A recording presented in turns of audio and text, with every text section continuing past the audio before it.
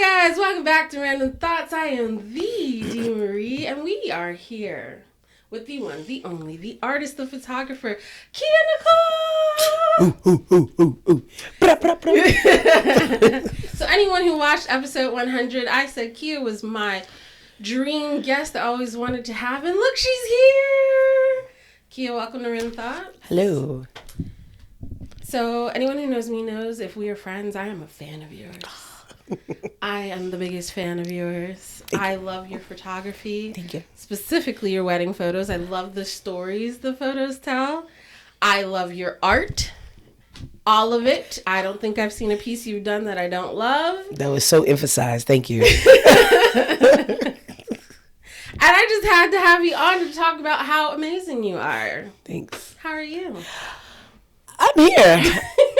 I am here and I'm alive and I'm thankful. But thank you. Thank you so much. Wonderful, wonderful. So how is your photography going? Are you still doing photography? I'm off and on. It's not as prominent as when I first started, and then I went to school and I was like, oh yeah, I make this my full-time profession, and it's just like COVID happened and just a lot of things have shifted in more ways than one. And I realized, as life progressed, I need to have something that's more stable. Yeah. Photography, even though it's my passion and I love it, and just art, creating anything, I had to kind of step aside for the betterment of my family. So, yeah. Oh, I love it. But if someone wanted to book you, they still could. Oh, yeah, for sure. For sure. If you want to book me, just do it. Yeah. Let's get out there.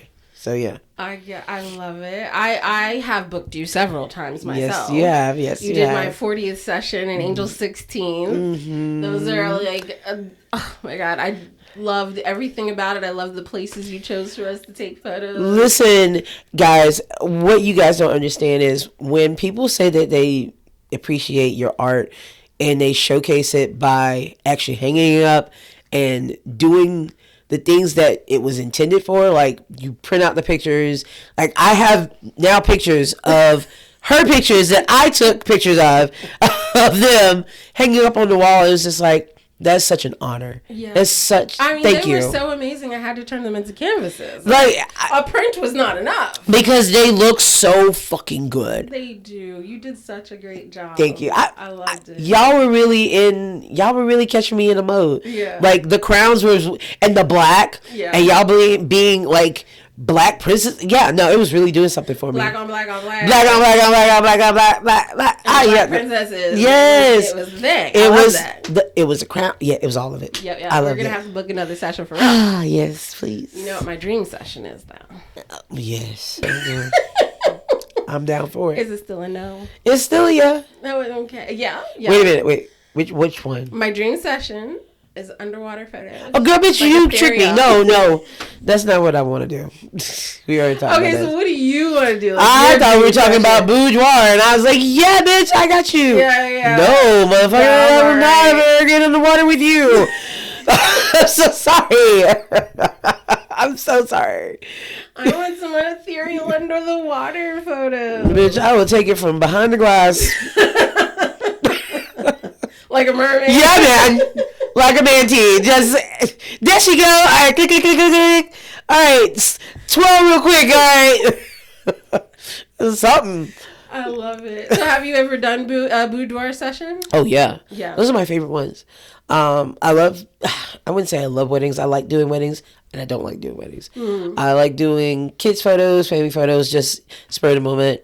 But I love boudoir. Yeah. I love boudoir because it's such an empowerment thing. It's just showing your beauty and just you being comfortable in your skin, comfortable in your body, comfortable who you are. I love that. This coming from a person who hated herself and hated how I look, and just, I've still got things to work on. I still got a little predicament. I still got a stomach. You know what I'm saying? I squish everywhere. Yeah, but at the same time, I grew to love and appreciate these things because, I am who I am, so I'm going to dress it up the best way I can. Right. It's the only body we got. This is what it is. It's carrying us through this world. But I tell you what, the Lord ever see fit to just take this weight off of me, I'm going to be a fucking problem. Right. I'm going to be a fucking problem. Because like there be times I'll be in the mirror and I'll just be like, oh God, look at this, and then I'll just kind of like you know you kind of hold up a little bit of fat just like to try to see the shape.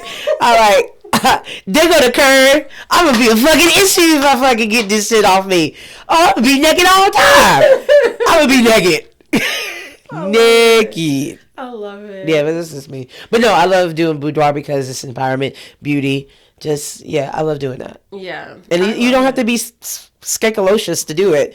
You know, it's just very, I don't know, you can do it in a classy way. Yeah. You can do it very, like, elegant. Like, it's different ways you can do it. I love it. Yeah. I've never personally been in a boudoir session. Okay. I've done 2. But I feel like I wasn't that into it. Okay. So I didn't give it all that I could give. Like, I feel like with you, when you are doing photos, like, it's almost like you have a thought. At least this is what I'm seeing from the outside. You have this vision of what you want it to be, and you were right there with the person, and you're, like, guiding them along. At least that's how I feel when you did my photos. And it feels amazing. And I feel like I do the same when I'm really into it, but when I'm not, the photos come out so bad because I just wasn't that into it, and I'm just like, I clicked, go away. So,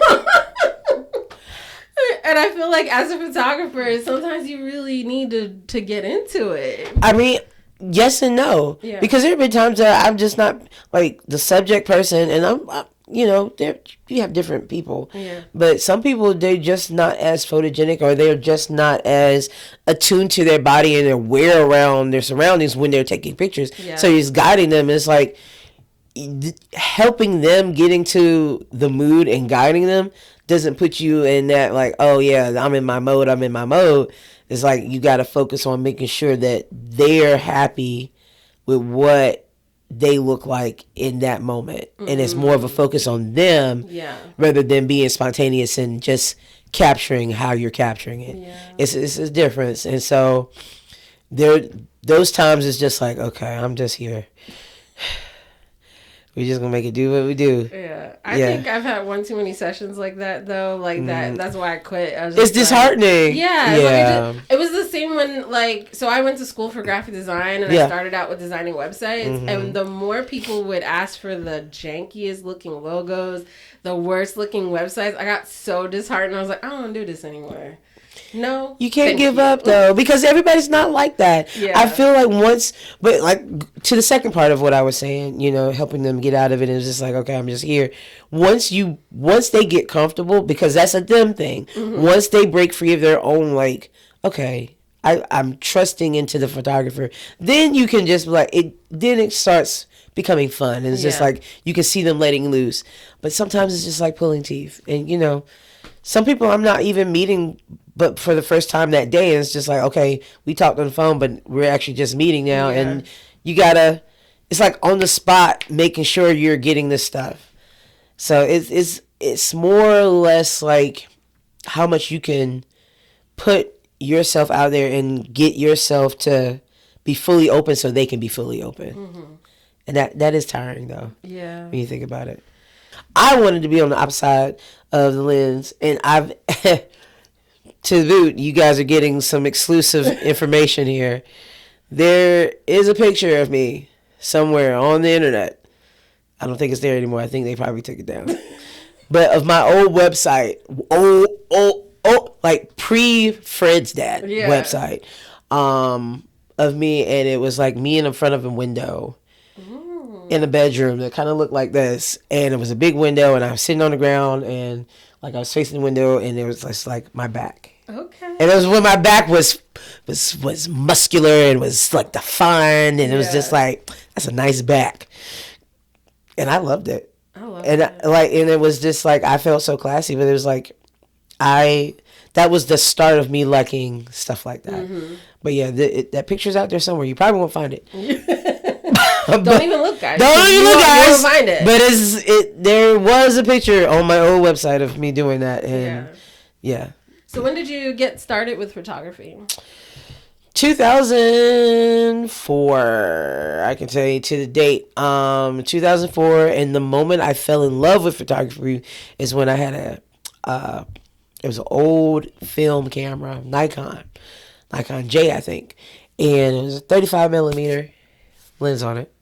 And somebody gave it to me. I put some film in it. And I was living in Durham.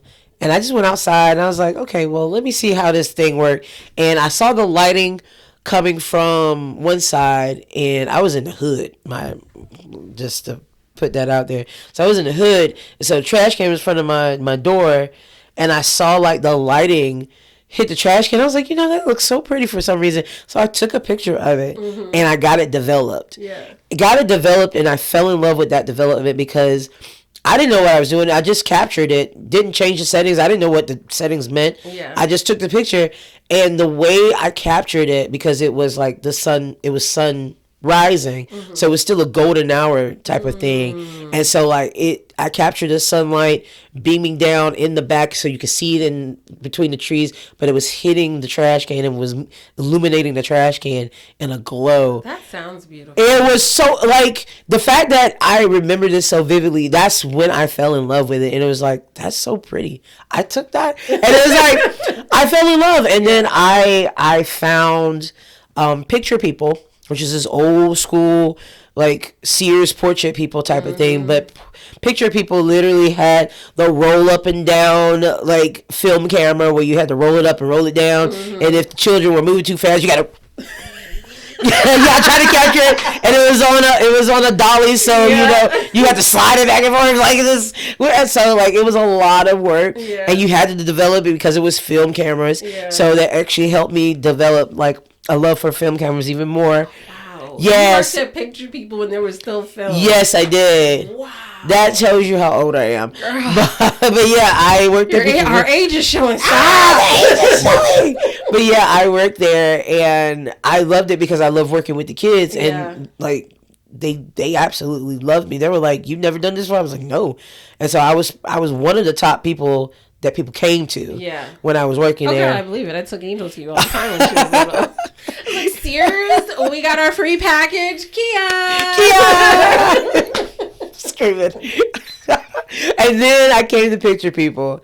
Not Picture People, Sears. And then I met Drea.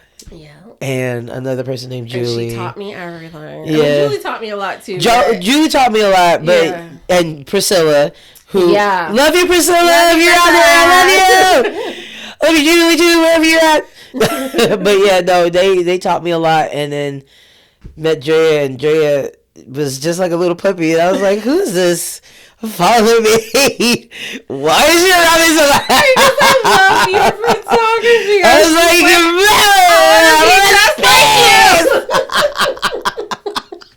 like, no, I never had anybody appreciate things that I did. Yeah. So for somebody like you, and you, honestly, thank you. Oh, you're welcome. Thank you for showing me appreciation.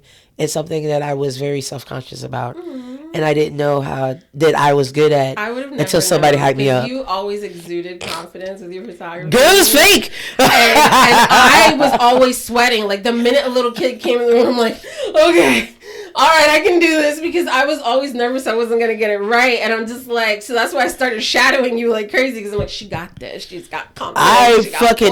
I had anxiety every time I shot. Really? I don't like people for real. That's just the truth. I don't.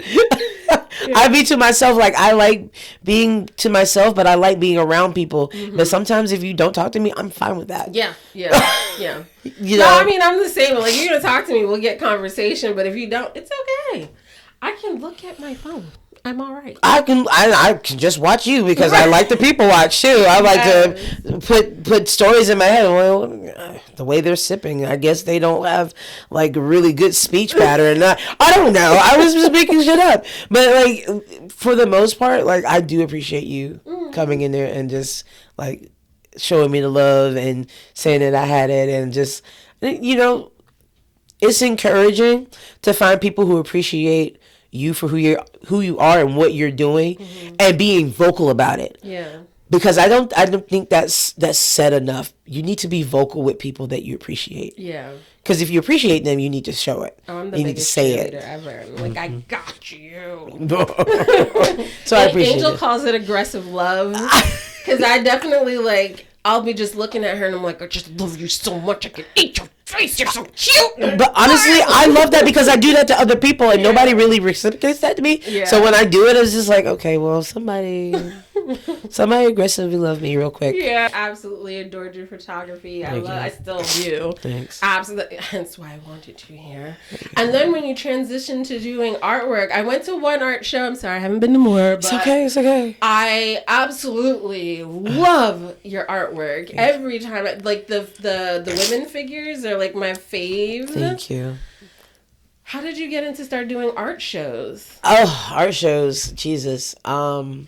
I don't even know how I got into it. I think I did the one art show back in 2018, right when I started doing art. Well, let's say this. I've been doing art. I've always done art. I've always drew. I've always, like, painted a little here and there, but not, like, aggressively painted. Yeah.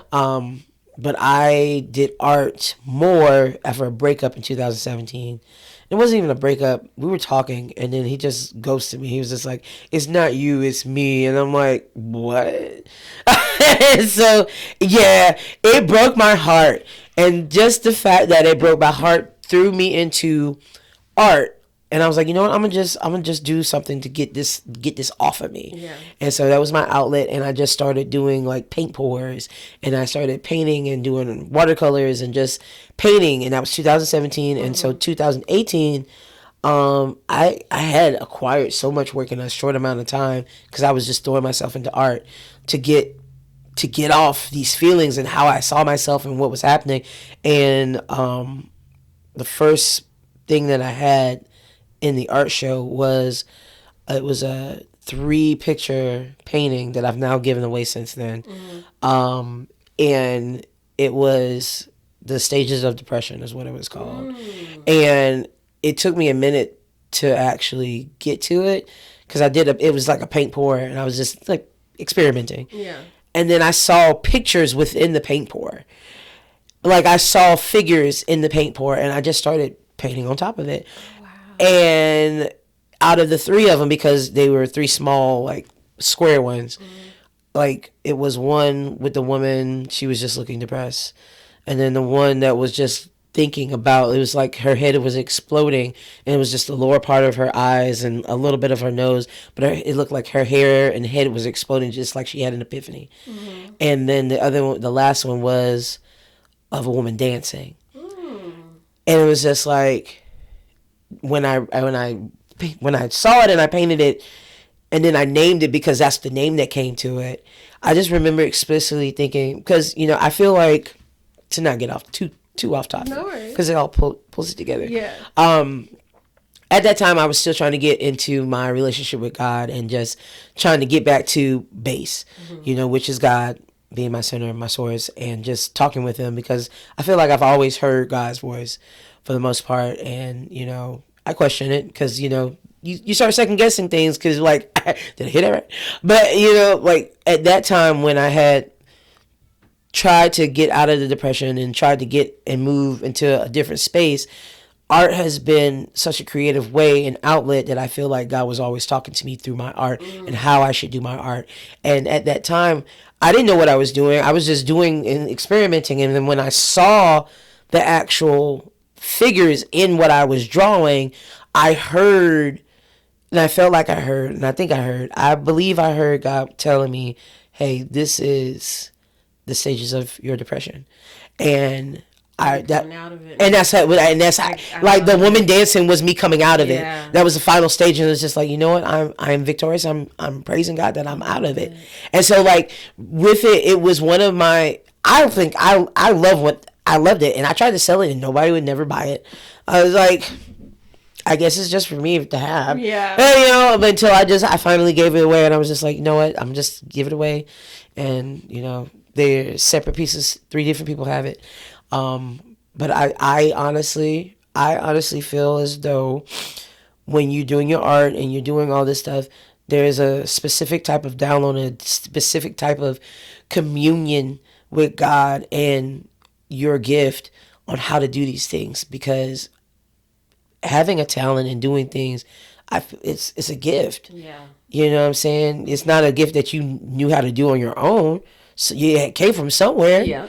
You know what I'm saying? So I honestly and truly believe that God was talking to me through a lot of my artwork. And a lot of my artwork I remember I would just be painting it, but then I would think of somebody in mind after I've painted it, and then I give it to them. They were like, this looks like me, or this describes me. And it was just like, I never knew. It's just I was painting from a place of, this is how I felt and this is what I was feeling at that moment. Yeah. And then I gave it to whoever it belonged to. You know, so if you have a painting by me and I gave it to you, it's because I think God allowed me to do it for you. Yeah. But anywho, to get into the art shows, because I was doing more art and I was painting more, and a lot of people were liking what I was doing, and they were showing the appreciation like you so much do, and they were giving me, I just loved it. they were telling me, yeah, you need to do this, and I was just like, I don't think so. And then I got into an art show with the Stages of Depression. Like, I submitted it just on a whim, and I submitted the Stages of Depression one, and that's the one they wanted, because I had to do like 3, and so the one they wanted was that one, and I hung it up, and that was my first art show. And then it got me addicted of doing more art shows, and so I wanted to do more. I didn't do a lot, but I wanted to do more. And then I think the last one, not the last one, but the one before that, I did my own art show, just to like, you know what, I need to do art because I've been doing this, and I hear a lot of people doing it, because by then I had showed some of my artwork at restaurants and like different places. There was one downtown that had a lot of your work showcased. Yeah, so the place that I work at called Trophy, Trophy Brewing and Pizza. I've been there with them since 2018. They did an art show. Well, they had an art night. It was the first Friday, and so they had my artwork hanging up on their brick wall. It was so beautiful, and people would come and look at it. Thank you. And like, it was probably one of the next stages of it. And then I did it at Morning Times. I had my artwork hanging up there, and I had a lot of people inquire about, like, I sold some art because of that, because of it being at Morning Times. Yeah. So shout out Morning Times. Morning Times. Yeah, I love Morning Times because of it. And then I did it again at Trophy.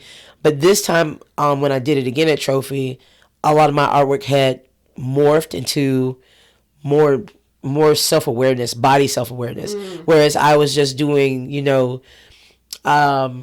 like portraits and side pieces of black women with crowns and just colorful stuff, and just being more just, statuesque. These had more movement to it. Okay. The bodies had more definitions, but they were never, like, I wouldn't say repulsive, but they weren't, what's the word? More natural? They were natural, but they weren't explicit. Okay. They weren't explicit. And when I say explicit, they weren't showing areolas with the nipples. They weren't showing full-on vaginas, with the lips. It wasn't none of that. Yeah. You know what I'm saying? It was literally like the outline of a body as you see in like a mannequin form. Okay, yeah. So it was more mannequin-like, but you knew that it was a woman, but the poses were more movement-y. And it was more expressive, and it was just more like exuding confidence, and I might have a crown, or I might have hair, or I might not have hair. It was always a form of, I see myself more than just a head, and just like a profile, or just one-dimensional. I was giving dimension to my work. Now that I'm thinking about it, I didn't realize that's what I was doing. I'm just talking this out. Yeah. Hey, it happens. There are times you talk things and you realize as you're talking. Yeah, as I'm talking that out, I realized I actually moved from the beginning of my art from being just so one-dimensional and it was just a profile to making my art dimensional, and they're having like a shape and the form, and you're seeing different sides. So I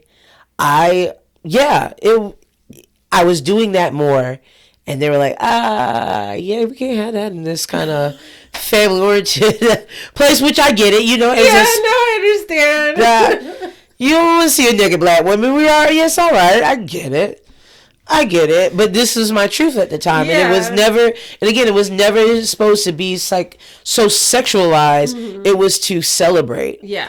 And because I was finding myself in a period of owning my own sexuality, you know, that's a whole different topic. And let me get one thing straight. I am strictly diggly, and I do like men. I love men. Yeah. But literally, like I started to be more open about who I was as a woman and defining myself as a woman. Yeah. And that was such a hard thing because when you're growing up in a very, I wouldn't say strict Christian household, but it was more Bible, hell, brimstone, Bible, and you didn't have a relationship, you don't have an identity. And your identity, which is supposed to be rooted in Christ, also is supposed to be rooted in knowing who you are in Christ. Yeah. And I never knew that, and I didn't know to do that. And so now I'm like, okay, I'm finding myself knowing that I'm in Christ, but I'm seeing myself for the first time, and that didn't happen until like a few years ago. So really, me being in my 40s and being like this now is not even my final form, but it is me cracking a cocoon of who I used to be. You know, so I am learning. I've learned, and I continue to learn. But like, black women are beautiful, and I've always known that. I've always liked being black. I'm proud to be black. I'm proud to be a woman that's black. I'm proud to be a queen that's black. I'm proud to be a Christian black woman who upholds her own standards all the time. That's black. You know what I'm saying? So I have been embracing that, and so with the shows and stuff that I wanted it to gear towards that was I wanted to showcase black femininity and black empowerment and black just, you know, you can do this and not lose yourself and keep your softness and keep your standards and keep who you are. Like, there's one picture that I absolutely love, and I should have kept it.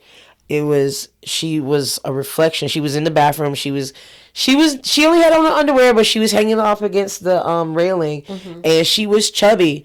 And most of the time I have my paintings, they're not really, they don't have like, there may be big women, but they're not like with rolls and like you show the pudge and stuff. This one, she had locks, and this is when I had locks. She had locks. They were fully grown out. She was my color. She had big boobs, but she had the areolas. Like I said, I don't do the areolas, but she had the big boobs, but she had the rolls, and she was in the underwear. She was just comfortable. It was just, her pose was so comfortable. Whoever has that picture, whoever's listening, and you see this, thank you for buying that picture. You bought one of my favorite paintings, one of my favorite pictures, because it felt like me. I think I was drawing me. It was a self-portrait of how I saw myself at the time. So you got a picture of me. You're welcome. But thank you for buying it. So thank you. But yeah, I think I got into doing like the art shows just so I can showcase my art. But now I want to do more art shows to showcase other people's art. Ooh. I don't want to do just me. I want to do other people. And so I have been thinking about it, and I need to get back on it because now I'm getting to a place where I'm more stable in my life, and it's just like I want to do things that I know would not benefit just my community, but just because I want to. Yeah. You know, I want to do this, so yeah. You should host like an art show. I should host another art show, yeah. Gosh, I didn't realize how long I was talking. I'm so sorry. Oh, no. I'm glad. I love it. I was thinking as you were talking, first of all, paint pours give me anxiety. Okay. I don't know why. Skirt, that was gonna be one of my questions for you. Like, do you not get anxious that you're about to waste a lot of paint when you do a paint pour? But listening to you, I realize like painting is your therapy. So pouring and seeing where it goes and whatever. It's the whole point. It's the letting loose of what should happen and just letting it happen. I need to try it. I just start sweating just thinking about wasting. No, and honestly, it you get a lot of waste, but it does give you a freedom of saying, okay, I'm gonna just let it be. Then when I do try to make it go in a direction that I wanted to go, you can guide it, but you can't control it. True. And that's literally life. You can guide on what you want to do, but you can't control the final and finished outcome of it. Yeah. So I just, yeah. I like it. Yeah, so. I'll have to try it. Try it. It's fun. I'll try. It's so fun. I feel like I've been so disappointed with my paintings because I always have this idea when I start and I keep trying to force it that either I quit because it's not going where I want it to go. Yeah. Or I finally like just let go and I go, oh, well this turned out better than I thought it was. And I'm like, maybe I need to do that more often. Yes, because you'll have fun. Yeah. I will say, keep in mind color theory. So that's very important. I mean, you can do whatever color you want. You can mix it, create it however you want. But keeping in mind your color theory and knowing what colors could possibly mesh to make whatever other color helps. Yeah. And that was a trial by error type of thing for me. Because I would be like, oh yeah, this color, oh, this is going to be amazing. Come out, doo-doo brown. It looked like shit on my fucking canvas. Oh my God. Like, why did I do that? Why did I do that? So yeah, you gotta keep that stuff in mind. Yeah. Okay. Yeah. I'll remember that. Yeah. Do you have any plans to do any art shows anytime soon? I want to say yes, but I don't right this second. Okay. I do keep it in mind. I'm like, I need to do another art show. I need to do, but I have not created anything since the last art show I did. Okay. Yeah. So. All right. Well, if people wanted to follow you to look at your art and maybe book you for a photography session, where should they follow you? They should follow me at 1 second here. I'll tell you exactly what. It's gonna be K.Nichole art, and that's on Instagram. That's where I'm at. I'm also on Facebook with that same page. I just. Talk to me nice because I ain't done nothing on the page. Okay, just follow me on the page on Facebook, and you can follow me on the page on Instagram. That is at K.Nicholeart, and that is my art page. Okay, and what about your photography? It is K.Nichole, Nichole photography. I'm not going to spell that out. I don't know how to spell photography. But yeah, it's the same. It's K.Nichole photography. I don't have a Facebook page, but my Instagram is open. Yep. We'll put all the links in the info below. Put it there, yep. Thank you, Kia. I'm so glad we made it. I am still a lover in your photography, and I follow you on all those platforms. So you guys should follow her on all those platforms. Make sure you like, comment, and subscribe, and we'll check you later.